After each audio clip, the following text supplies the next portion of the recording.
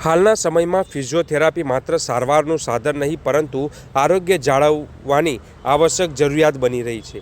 બદલાતી જીવનશૈલી, બેઠાડું કામ, મોબાઈલ અને ટેકનોલોજીનો વધતો ઉપયોગ તેમજ શારીરિક પ્રવૃત્તિમાં ઘટાડાને કારણે લોકોમાં નાની ઉંમરથી જ શારીરિક તકલીફો વધી રહી છે. તેનું પરિણામ એ છે કે આજે ફિઝિયોથેરાપી સેન્ટરોમાં અગાઉની તુલનામાં ઘણી વધારે ભીડ જોવા મળી રહી છે. વિશેષ કરીને શિયાળાની ઋતુ દરમિયાન તો આ સમસ્યાઓમાં વધુ વધારો જોવા મળી રહ્યો છે. ઠંડીના કારણે શરીરના સ્નાયુઓ અને સાંધાઓ જકડાઈ જતા અને અનેક લોકો દુખાવા અને હલનચલનમાં તકલીફ સાથે ફિઝિયોથેરાપી સેન્ટર સુધી પહોંચે છે.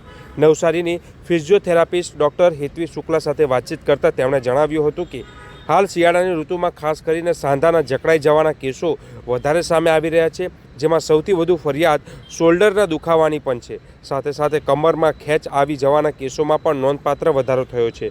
ડૉક્ટર હેત્વી શુક્લા સાથે વધુ વાતચીત કરતાં તેમણે જણાવ્યું હતું કે ઘણા દર્દીઓ જ્યારે સારવાર માટે આવે છે ત્યારે તેઓ કહે છે કે શોલ્ડરમાં તેઓને તીવ્ર દુખાવો થાય છે, જાણે એટેક આવી રહ્યો હોય તેવી ફિલિંગ થાય છે અને ગરદન. મારું નામ ડૉક્ટર હેત્વી જયમીન શુક્લ છે. હું પીએચડી ઇન ફિઝિયોથેરાપી છું અને હું છેલ્લા લગભગ 11 વર્ષથી અહીંયા ફિઝિયોથેરાપિસ્ટ તરીકે સેવા આપું છું. હાલ શિયાળાની જે ઋતુ છે એમાં જે કેસીસ જોવા મળે છે એમાં સૌથી વધારે કેસીસ જો હોય તો એ સાંધાનો જકડાઈ જવાના કેસીસ જોવા મળે છે. એમાં ખાસ કરીને ફ્રોઝન શોલ્ડરના કેસીસ બહુ વધ્યા છે અને કમરમાં સડન કેચ આવી જવાના કેસીસ પણ ઘણા વધ્યા છે. શોલ્ડરમાં જો જોવા જઈએ તો પેશન્ટ ડાયરેક્ટલી એવી જ કમ્પ્લેન લઈને આવે છે કે મને એટેક આવી જવાનો હોય ને એવું ફીલ થાય છે.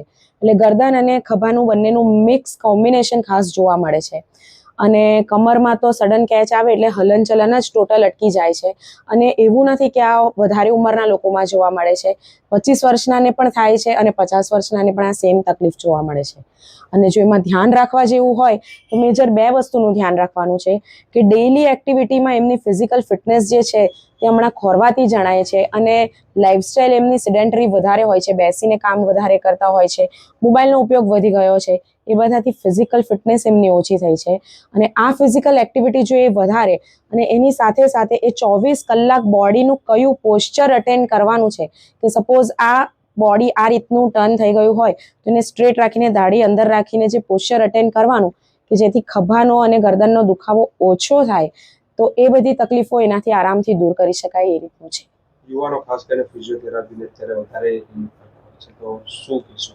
યુવાનો માટે તો ખાસ કહેવાનું એ કે એમને આટલું સરસ નવસારીમાં લુંચગુઈનું ગ્રાઉન્ડ આપ્યું છે તો ત્યાં જઈને એમણે ડેઇલી 30 to 45 મિનિટ્સ વોક કરવું જોઈએ અને અંદરની સ્પોર્ટ્સ કોમ્પ્લેક્સમાં અને આજુબાજુ વચ્ચે જે જગ્યા છે તેમાં જો ફિઝિકલ એક્ટિવિટી વધારે તો આખો દિવસ એમનો એટલો ફ્રેશથી નીકળી જાય અને આગળ જતાં એમને જે શરીરના ઘસારાના જે પ્રોબ્લેમ થનાર છે, કારણ કે તમારું શરીર જે છે તે લાંબા અંતરે ઘસાવાનું તો છે જ, તો એનું ઓછું થઈ જશે અને મસ્ક્યુલર એમનામાં સ્ટ્રેન્થ વધશે તો કામ કરવાની કાર્યક્ષમતા પણ એમની વધારી શકાય એવું છે.